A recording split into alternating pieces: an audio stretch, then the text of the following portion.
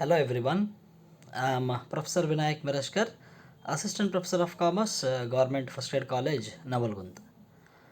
Welcome to second unit of Principles and Practice of Auditing. In the first unit, we have come across new aspects, that is auditing, auditor, types of auditing, advantages of auditing, types of auditors, qualification of auditor, appointment of auditor, removal of auditor. So like this many aspects we have seen. So from now onwards, that is from second unit onwards, we will be studying what auditor actually does. So in second unit, we will be discussing about laws. We will be discussing about standards. So standards, procedures, or it I can call it as a constitution for an auditor to perform his duties without any hurdles. So every auditor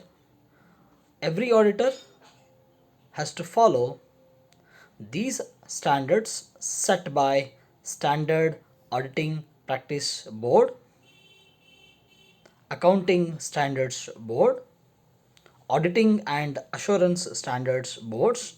So all these standard boards have given certain restrictions, standard of performances and standards for performing duties of an auditor. So those standards we will be studying in this chapter. So the chapter name is, the unit name is Overview and Standard Setting Process. Like we had objectives of a earlier session, even for this session also we have two objectives of learning. One is to understand overview and standard setting process. Another is to understand the statement and guidance note on auditing issued by ICAI. So we have already come across this ICAI, that is Institute of Chartered Accountants of India. So we will discuss in detail about this chapter. The overview of auditing and assurance standards is something like this. The basic purpose of auditing assurance standards is to establish standards on the auditor's professional responsibilities when an engagement to perform agreed upon procedures regarding financial information is undertaken, and on the form and content of the report that the auditor issues in connection with such an engagement. So meaning to say, these are the standards on which auditor works. We are just trying to have a bird's eye view on these standards. Auditing assurance standards ensures that information provided in financial statements are of high quality and are acceptable worldwide. The Auditing and Assurance Standards Board, under the council of ICAI, that is Institute of Chartered Accountants, have formulated new standards. These are in line with the international standards issued by International Auditing and Assurance Standards Board. So meaning to say, we are coming across national standards, then we have international standards. So we have national, within the domestic boundaries of the country we have certain auditing standards, and across the globe we have international auditing assurance standards. So auditor must look after Indian accounting standards, Indian auditing standards, Indian accounting standards. So along with it, he has to comply with international financial reporting standards or international auditing and assurance standards boards. As at the beginning of the module, we have said that these standards are like a constitution for an auditor to perform his duties without any hurdles. So these standards takes certain steps, certain procedures to bring into existence. So such procedure we are going to discuss now. So that is standard setting process. For every standard to set, there are 7 steps. The process of standard setting and statements as on auditing is as follows. So the first step follows with the project proposal. To develop new or revise existing standards, statements or general clarifications are identified based on international and national developments.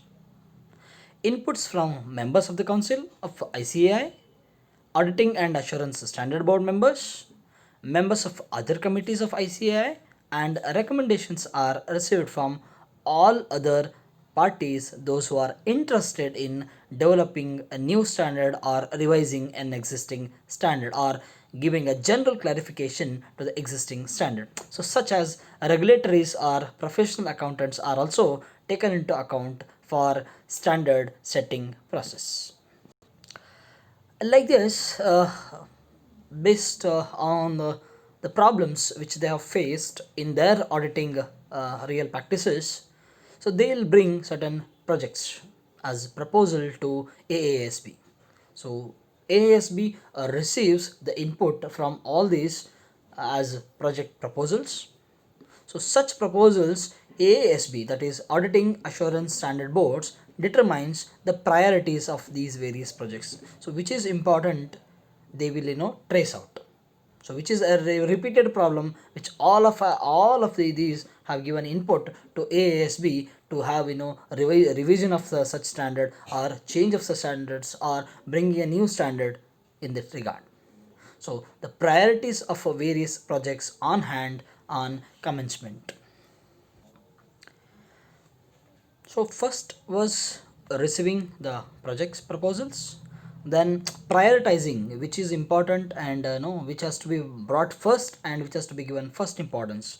And the third step in the preparation of standards, statement and general clarifications, Accounting and Assurance Standard Board is assisted by the study group. So study group is generally known as a task force here. From now it will be used as a term task force. It's a study group constituted to consider specific projects. The Accounting and Auditing and Assurance Standard Board appoints one of the professional accountant as a convener for the study group as a task force. The convener, in consultation with the chairman, Auditing and Assurance Standard Board nominates other members of the study group, that is known as task force. Ordinarily, in this group, there will be 5 to 7 members. The step is very simple, that first AASB receives project proposals, then it determines which is to be given prioritizing, which is to be given a prior importance, that will be taken into first, then the later they'll follow the other aspects. In third step, yes, the AASB decides assisting study group. That study group we call it as task force. So generally in this task force there will be 5 to 7 members and one person will be appointed as chairman of such group, and their work starts from the fourth step. So here it doesn't mean that only AASB takes all these proposals. Even regulator is also, they take proposals as such in clarification of general clarification of standards, revising certain standards and introducing new standards. So the ASP may also conduct projects jointly with the regulatories and or others.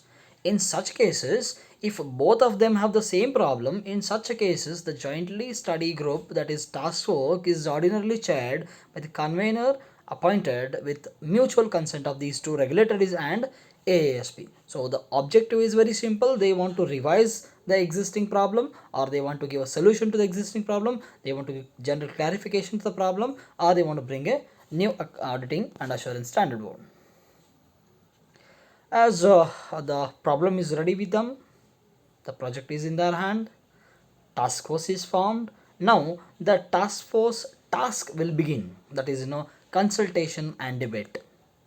The study group, which we normally call it as task force, develops a preliminary draft of the standard or statement or general clarification based on the appropriate research and consultation.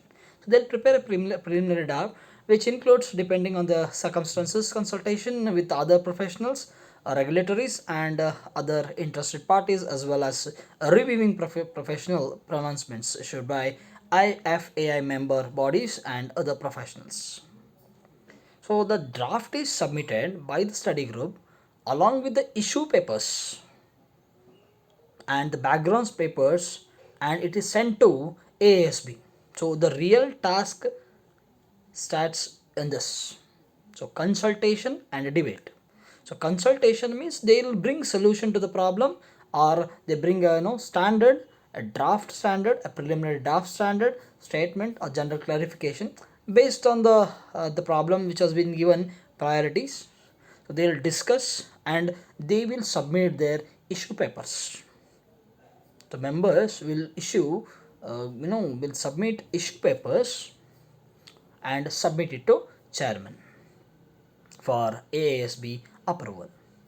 So now debate is conducted, consultation is done, paper is ready, preliminary draft is ready to address the problem or to draft a new standard or to give general clarification. Draft is ready and it is being given to the chairman for AASB approval. Now in the sixth step, the draft which is prepared by these members and was given to chairman, the draft or the statement or general clarification along with other agenda papers as approved by the chairman is hosted. If the chairman approves it, it is to be hosted on the website of Auditing and Assurance Standards Board, and this matter should be there on the website of AASB for a minimum of 21 days advance of the AASB meeting at which such draft or statement or standard is planned to be considered. Along with this, a notification to that effect is also sent to AASB members. The printed version of agenda papers including background papers and draft standards or statements should be kept ready. Then moving towards the seventh step, probably the last step. Now in this step, the Auditing and Assurance Standard Board considers the preliminary draft submitted by the members to chairman and which was on the website for 21 days, and clarifications were received from all the members regarding that preliminary draft. Now AASB considers the final draft of standard or statement or general clarification prepared by the task force. The AASB may refer the draft to study group to examine the issues arising out of deliberation of Auditing Assurance Standards Board and accordingly modify the draft or standard statement or general clarification based on the deliberations received on such a preliminary draft. We'll just revise what we have seen in 7 steps. So first was before to set standards, first project proposal will be received from members of AASB, ICAI and other members, other interested parties, professional auditors, those who are in the field of auditing. So from them project proposal will be received. Then in second step, AASB determined which one to give priority among the received proposals. So they will start with priorities. So which one to be given first priority? Yes, they will give priority for it. Then in the third step, AASB forms a task force, a study team to consider specific projects, and this team is generally known as task force. So minimum 5 to 7 members will be there in that, and one person will be a chairman. Then in the fourth step, we have seen they conduct a project jointly with the regulators if the problems are similar. And now in the fifth step, the consultation and debate starts regarding the changes which are to be done or standard which are to be brought on general clarification on appropriate research and consultation. Then in the sixth step, we have seen the draft will be ready, submitted to chairman, and it is put up on the website. Alright. Then in the seventh step, before to approve, AASB considers the deliberations which are received to modify or to change or to alter something which has been in the preliminary draft. So after editing all thing, after finalizing it, so the standard will be implemented. So this was relating to standard auditing practice process. So how a standard auditing practice is brought into existence. So these are the minimum 7 steps which are to be followed to bring any standard, any changes or any general clarification to in existence. Moving towards the next aspect of today's discussion, that is statement and guidance note. It is important to note that the auditor, in order to conduct his audit effectively, must have a thorough understanding of the auditing practices which have been generally accepted as standards. So, we might have come across GAP, generally accepted accounting principles. We might have come across accounting standards. We might have come across international financial reporting standards, and now we are discussing about standard auditing practices. See, all these are standards which are available for maintaining books of accounts in the standard which is being defined as per the defined generally accepted standards. So likewise, even for auditing, we have standards. So in this chapter, as we have at the beginning, we have said that we will be discussing about standards which are favorable to both companies as well as auditors. So those standards we have called it as standard auditing practice. So here we have SAP 1 to 11. So SAP 1 to 11 we will be discussing in this chapter. So for this purpose, auditor is required to study and understand thoroughly the various professional pronouncement on auditing. So auditor has to update himself regarding the professional pronouncement which are taking place in recent times. Then coming towards a statement and guidance on standard auditing practices, so which are classified as one, professional pronouncement relating to an auditor, then professional pronouncement in India, basic principles governing an audit, that is standard auditing practice 1, planning an audit, how to conduct an audit, so that has to be planned before, so that describes standard auditing practice 8. Then we have come across working papers, so these are very important. So from here audit evidence starts. So working papers of an auditor, then audit evidence, frauds and errors, that that described in SAP 4, surprise checks, materiality, audit risk, control of the quality of audit work. So like this there are many aspects which we are going to discuss thoroughly in this chapter. Moving towards the first, that is a professional pronouncement relevant to an auditor. So professional pronouncements, various professional bodies of accountant and auditors in several countries of world have issued from time to time pronouncement on generally accepted auditing practices for the guidance of their members. Most of these pronouncements deals with a number of auditing practice, mainly with a view to enabling the auditor to express his opinion on the financial statements. But in India, we have a CA Act, that is Chartered Accountants Act 1949, which is clearly states that chartered accountant in practice shall be guilty of professional misconduct. So which means that if in auditing, if he commits any mistake due to negligence of professional pronouncements relevant to an auditor, yes, he is liable. He is liable and he is the guilty behind this professional misconduct. Then, therefore, the auditor must follow generally accepted auditing and accepted procedures of auditing. Moving towards the professional pronouncement in India.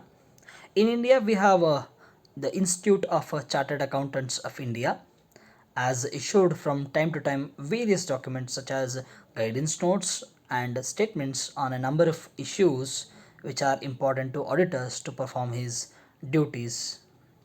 The guidance note issued by the Institute of Chartered Accountants of India on accounting and auditing aspects are designed to provide guidance to members on matters which they arise in the course of their professional work on which they may desire assistance in resolving issues which may pose difficulty. Guidance notes are generally recommendatory in nature. So here these pronouncements will definitely help an auditor who is facing certain problems in his auditing. The ICA issues from time to time mandatory specified respective document to be helpful for an auditor to perform his duties, which are the ICI has classified 6 categories time to time, which are helpful for an auditor to perform his duties very easily. So those we have listed here, and there are no, we have listed 6 categories. We will read out one, that is a statement on standard auditing process. I'm sorry, statement on standard auditing practice, that is SAP, which we are going to study in this chapter, SAP 1 to SAP 11. Then along with that we have accounting standards. See, accounting standard boards has given accounting standards starting from 1 to 33. So every accounting transaction will pass through these standards. Say for example, we have disclosure requirements. So disclosure requirement, accounting standard 1. Inventory practices. So inventory valuation, what we follow, that is accounting standard 2. Depreciation, yes, we have accounting standard. Amalgamation, we have accounting standard. Events occurring after balance sheet date, yes, accounting standard 4. Cash flow statement, what we prepare, so that is according to the accounting standard 3. So likewise, for every act of accountant we have certain standards, we have items which are to be considered, which are to be written as per accounting standards.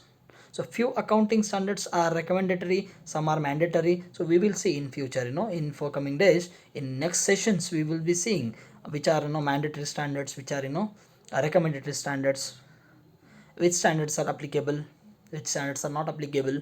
So to which form of assets, yes, standards are applicable. So we will see in forthcoming days. Other statements on accounting and auditing, yes, guidance note on matters relating to accounting, auditing, taxation, company law, ethics and related matters. So guidance notes are not only given for accounting and auditing. So accounting, auditing, they are interlinked to taxation. So taxation, again, company law, company etiquettes and other related matters. Then opinion on specific queries, yes. Then research studies, monographs and other miscellaneous publications are also forming part of this. Among these 6 categories, we will see one by one. This is first aspect, the first category, wherein we have to see the statements on standard auditing practices. So that is what we, in short, we call it as SAP. So SAP, we have 15, that is 1 to 15. The one starts with the basic principles governing an audit, wherein how does a auditor is governed by its principles.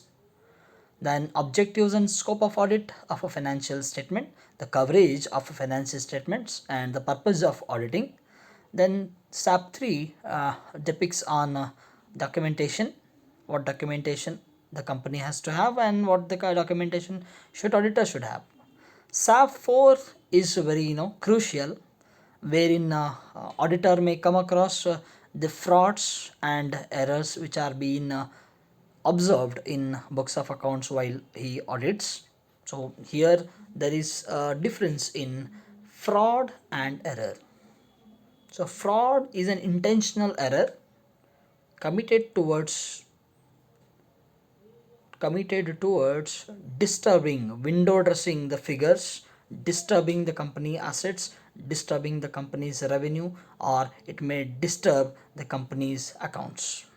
So errors are, we have seen in first chapter, errors are clerical mistakes which are done unintentionally. So those aspects are covered in SAP 4. We will discuss in forthcoming dash. Then SAP 5 describes on evidence of audit.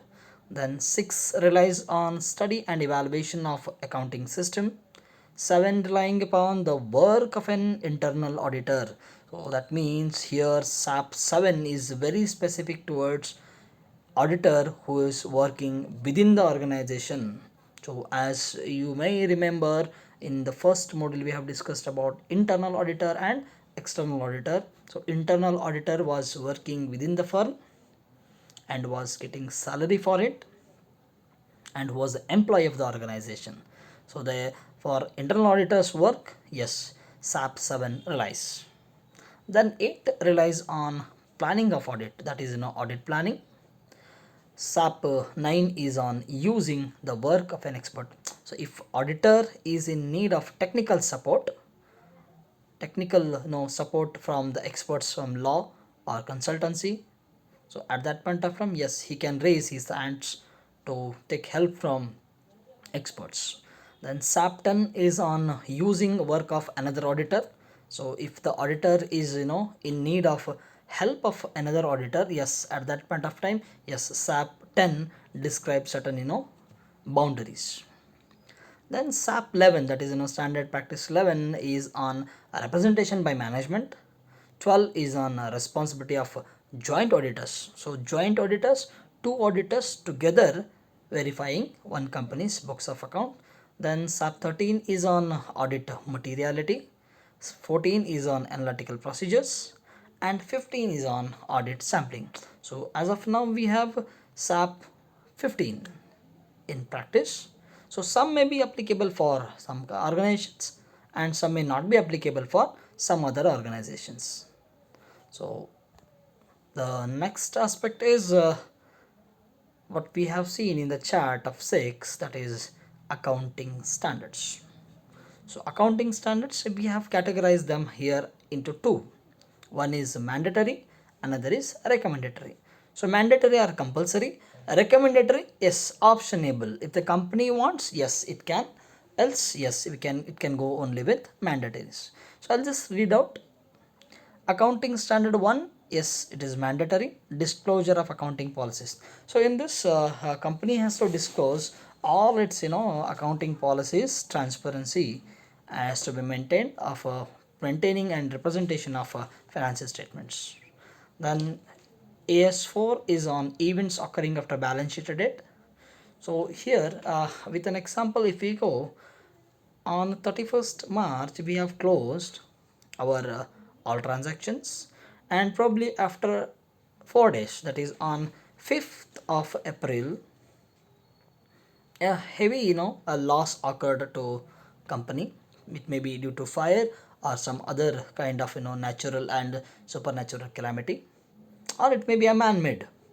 So in such case, company has a right, company has to adjust such a big amount of loss in this year's profit. So that is the profit earned in 31st March of such year. So that described in events occurring after balance sheet dates. Then 5 is on prior period items. 6, yes, we know depreciation accounting. So depreciation, again classification, number of days assets used. So less than 180 days, more than 180 days, less than 180 days, half year depreciation, 180 days or more, full depreciation. So that is in AS6. AS7 is on construction contracts. 8 is on accounting for research and development. 9 is on revenue recognition. Accounting for fixed assets. Yes, this way we might have come across fixed assets purchased, installed. Yes, if it is not used, no, it is not considered to be a fixed asset. If the asset is purchased for business use and it is used for business use, yes, it is a business asset. The asset is used for personal, yes, no, it is not. It's not coming in fixed assets. Then effects of changes in foreign exchange rates. So this is a very important aspect in nowadays business concerns, as because we have seen the concept of MNCs, so multinational corporations which have branches throughout the world. So here exchange rate matters in billing. Then 12 is on government grants received, 13 is on accounting for investments. So 14 is very important, which we have already studied in corporate accounting. As in the corporate accounting, we have come across accounting for amalgamation, and we have come across the purchase consideration, how it is to be calculated, and methods of amalgamation also described in accounting standard 14. So these are mandatory standards. A recommendatory are valuation of inventories, AS2, AS3 cash flow statements, which you will be studying in the fourth, sixth semester in management accounting.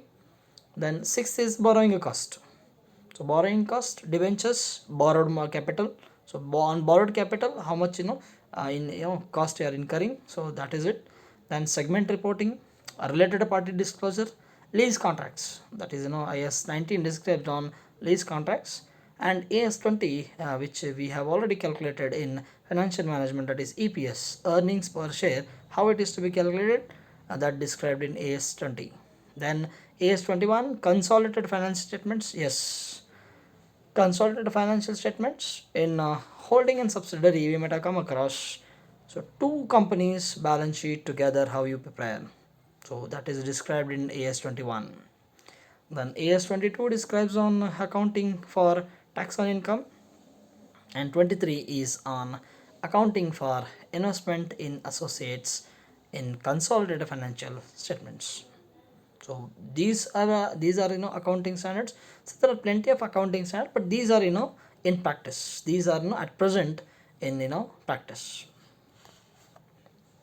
Then moving towards the third aspect, that is other statements on accounting and auditing.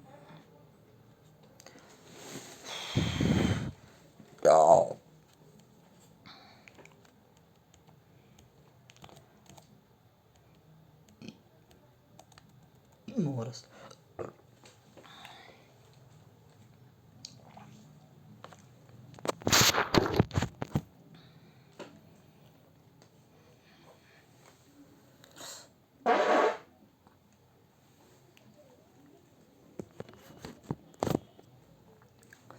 ICI uses to insurance.